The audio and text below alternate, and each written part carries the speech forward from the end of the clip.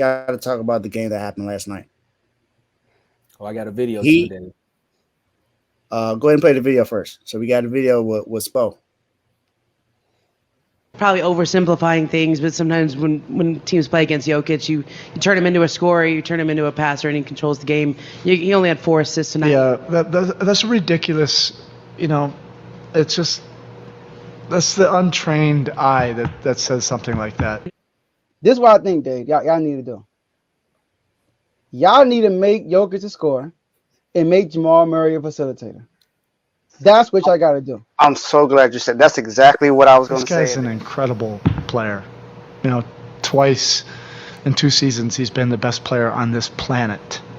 You can't just say, "Oh, make him a scorer." That's not how they play. They have so many different actions that just get you compromised. We have to focus on what we do. You know, we try to do things the hard way, and he requires you to do many things the hard way.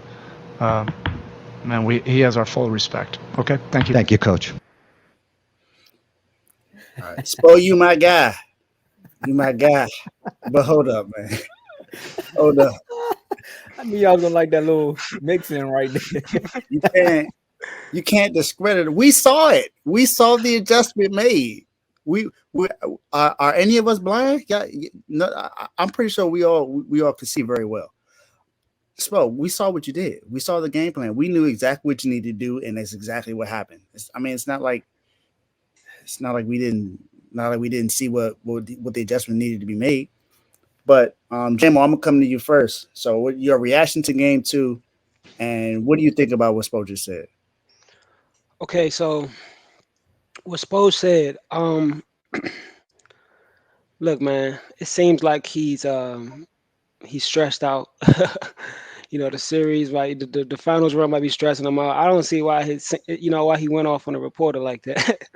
And you know, it seemed like a basketball answer, but I thought it was totally inbounds for the reporter to say what she said. Like, you let him.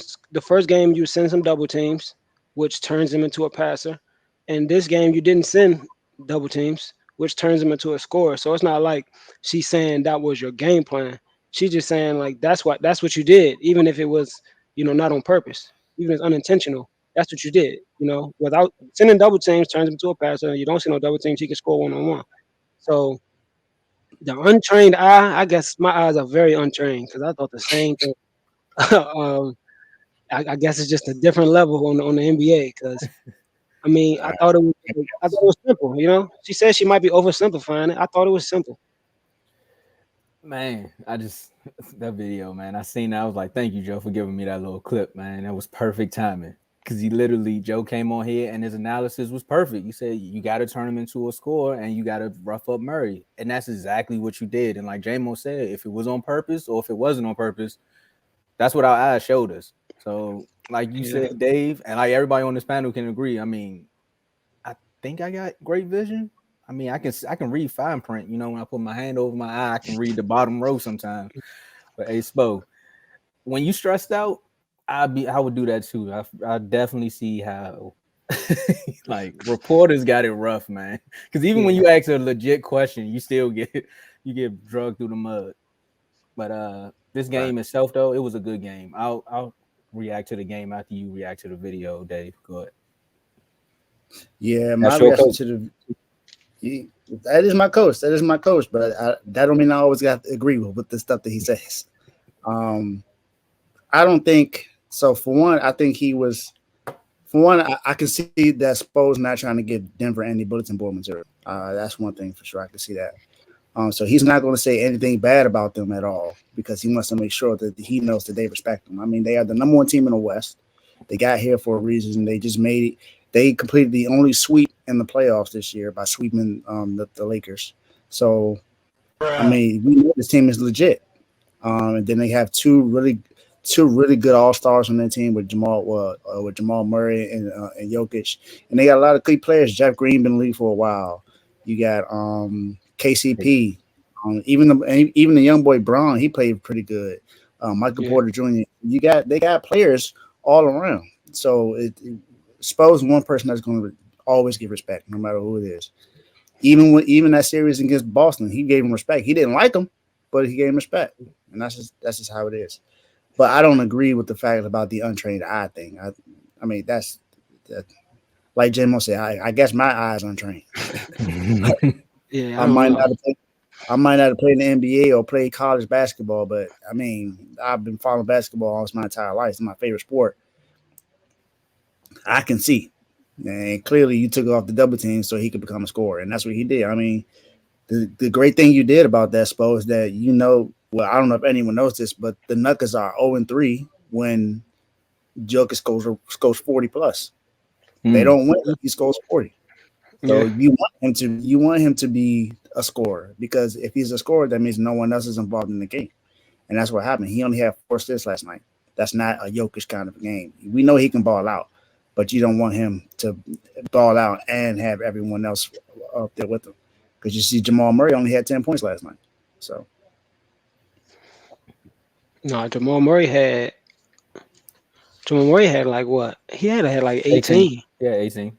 18, Yeah, 18. it seemed like 10 though, At because one point, I know it was at one point in the fourth, he only had like 10 yeah, points. he scored like 8 towards like the end of the game, Okay. And down the stretch when they went on that little run. But um, I mean, Miami play hard like they always do. I think they're a much better team when Bam is aggressive. Not just giving him the ball and clear out the lane, let him go ISO, but when they're swinging the ball and they come through the dribble handoffs, he don't got to hand it off every time. Sometimes he can fake the handoff and go to the basket. Sometimes he could catch the ball on that pick and roll. Struess is open in the corner, or he got a little bit of space. But I think I got a dunk right here. Like sometimes he can do that, and I just feel like if he was going to do that in any series, this is a series to do it with the mismatch that you have with Jokic checking you. If you can hit that mid range at a high level, that's going to be a major problem because uh, if those guys are hitting threes mm. and Bam is hitting the mid range, like that's crazy. Like because Denver's not a great defensive team, so like Bam, I know I give Bam a lot of flack. I call him Bum Adebayo. I go on Bam because he he can be better. It's not all about what you can do one on one. Like we know Karl Anthony Towns, Jokic, and B. We know those guys are better one on one. I mean Vucevic probably better one on one, but as an all around player, a guy that can attack, within the offense, Bam is nice. You know what I mean? And he can use his, he's undersized at the center position. He can use that to his advantage, but he can't use it that well if he's not hitting a mid range shot. Yeah, So that's if true. he's hitting that mid range shot, the sky's the limit for Bam. Um, and to piggyback on the original point, I think the Nuggets realize, well, not the Nuggets, the Heat, supposed to realize that, whether we double him or not, he's going to do his thing.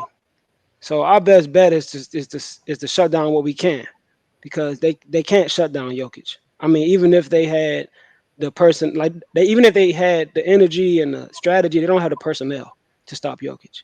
So like Jokic is an amazing player.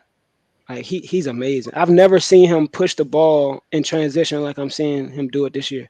Man. Like he would bring the ball up, that's nothing. Marcus All, Paul Gasol, but he's actually leading the break quite often. Like not like when Jamal Murray get the rebound, look for him.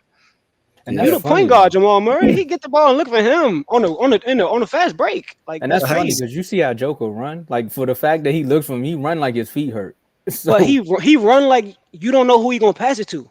that's You know what I true. mean? He run like, where I'm going. What you do? Like he really like he's very unorthodox, man. Like, and y'all know this. I'm a big MB guy, but it doesn't seem like I'm a huge Jokic fan because I'm 76ers all day. But I'm a huge Jokic fan, man. I don't see how people slept on him. Um, Another thing I want to say about this Miami Heat team is that it's not the same, but it's very similar to the Detroit Pistons team that was competing in the early 2000s that ended up winning the championship in 2004. Oh yeah. Because Yep. I see yeah, what you're Jimmy talking. Butler. I mean, Jimmy Butler is slightly different. The NBA has changed a little bit, but um, I just think that for the most part, it's a team effort that wins the game. It's very rare that Jimmy even scores 30 points. I mean, you take that first series against the Bucks out of it, he's probably got like 2 30-point games. Hmm. Like it's a team effort, guys have to hit shots throughout the game to keep it close, and Jimmy will close it for you. It's very rare that Miami go down and lean on Jimmy to bring them back. It's normally the team hitting timely shots, getting timely stops, and then when it's close enough, last 8 minutes, Jimmy could take you home. But Yeah. I just think it's always a great team effort with these guys. Very well coached. Shout out my guy Spoelstra Nostra. You know what I'm saying? Eric Spoelstra's doing his thing. Um, I didn't see him winning game two. I mean, I'm not gonna say it was impossible, but I didn't predict that. So, hats off to Miami. So what I want to say is, what we noticed about both of these coaches throughout the series that they played to get them to the finals is that both coaches adjust. And like you said, Jamo, I didn't expect them to win game two, but seeing Miami win game two doesn't make me upset because what does Spoelstra do? Adjust. And what does Malone do? Adjust. And he literally said it after game one. He said, we didn't play our best game. So if they come and win game two, I just told you right there, we're not on our A game. He also said after the game, he said, y'all want to talk about effort? It sounded like you were talking about playoffs. He said, I mean, this is the NBA finals. We're talking about effort. Why are we talking about that in the finals? Exactly. And there's a few players that took the night off, and it's like, come on, man, this is not the time. When you smell blood, you need to go for it. And messing with that Miami Heat team, you already knew they weren't going to shoot just 2 free throws the entire game. That's not happening. They're not going to shoot below 40% from the three because they proved that throughout the playoffs that if one player is off, Gabe Vincent, or if Martin is off, somebody's going to step up, and Gabe stepped up in a big way. Also, the adjustment of putting Love in the starting rotation to slow down Aaron Gordon. Again, this is going to be a good finals because, one, we didn't expect both teams to be here, but also both coaches make the right adjustments for the next game. And let's talk about Duncan Bryant, but I'm going to save that, man. Save that. Go ahead, Dave. Oh, before you go, Dave, I know. Hey, he went off. He was acting like Kobe out there. Man, Look, Dave, before you go, I wanted to because I missed one of my points. You brought it up about the Kevin Love starting. Mm-hmm. Not only was that allowed him, to cover Aaron Gordon, but it allowed Jimmy to guard Jamal Murray. Facts. You see what I'm saying? So, that was a major adjustment, and I don't know, man. That, like I said, hats off to Miami. Yeah, so I mean, I predicted us to win game two. I knew exactly what we was going to do, and it's pretty much what Joe has said on the show on Friday. All we got to do is make sure that we force Jokic to be a scorer, and it wasn't necessarily forcing him to be a scorer; it's to take away all the passing lanes. And that's what we did. We took away all the passing lanes. We had, they had more steals than we did. It wasn't like it was a crazy stat. We had 5 steals. They had 7. They had 14 turnovers. We had 11. So it's not like it was a crazy adjustment that we had made. But we shot better from 3. 3-point percentage was 48%, and they didn't shoot too from. They shot better than they did last game. They shot 39%, but we shot 40. We basically almost shot 50% for 3. And then, like Tomo said, we didn't shoot just 2 free throws in this game. We shot 20, and we made 18. We was 90% from the free throw line. So we did everything we needed to do in that game. And this was the 3rd time in these playoffs that we had three players score 20 plus. Jimmy and Bam both had 21, and then Gabe had 23. Gabe had 23 points on 8 of 12 shooting, and Bam had 21 points on 8 of 14 shooting. Jimmy's the only one that shot bad. He's 7 of 19. So he the only one that shot bad. And it wasn't even that bad. It was still bad because, Jimmy hasn't really had a game since game 1 against the Celtics. We had 35. That was the last Jimmy playoff game that we've actually seen, honestly. So, we're doing everything that we need to do to win. And like I said, it's just one game. It's 1-1. We now have home court advantage now because we took it away from them. But the Nuggets are a great team, so who knows what can happen in game 3. I'm just glad that we were able to come out on top and do all the things that we needed to do. And this was the 7th time in these playoffs that we came back from down 15 and won a game. So That fight. So when we're down 10, 15, we're not worried. And I also knew that we Seven were and 3. Y'all 7-3. I think when y'all down. 7-3. I think everyone else in the NBA is 6-12. Yeah, it's definitely way below. Yeah, 500. everyone else in the NBA is 6-12. So we thrive when we're down double digits. So whenever we're down double digits, unless we're down 20, 25, then like, all right, it might not gonna happen. But 15, I can see us coming back from that. So, and that's what we did. And then like he said about Duncan came up clutch in the fourth quarter, had 10 points in the fourth. And I said this the last series that Duncan is not just a shooter anymore. We know that he's a great shooter, but he's not just a shooter. He worked on his game to be able to drive the ball and be able to make some points in the paint. And that's what he did. He had 2 clutch paint shots last night. So looking like Kobe, man. Did everything he did to do. I'm not gonna give him Duncan Bryant. I'm not doing that. It's not what we're doing. Duncan Bryant. To piggyback on that though, Dave, y'all were hitting some like high degree of difficulty shots, man. Like some of those threes y'all was hitting, it's not like y'all was wide open. Like y'all had a hand in y'all face on more than a few of those 3-point shots, and there was nothing but the bottom of the net. So that was a great game. Yeah, that's why I feel like we can.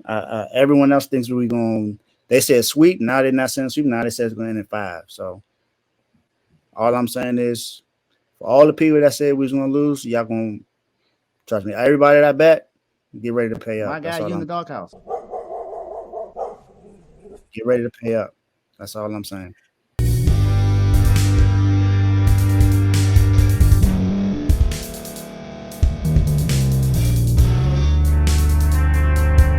Thank you for staying to the end. If you're watching this on YouTube, please like this video, subscribe, and also hit that notification button so you can be notified next time we put out a video. If you're listening on any podcast platform, subscribe and hit that notification button, y'all, so you can be notified we put out another podcast audio.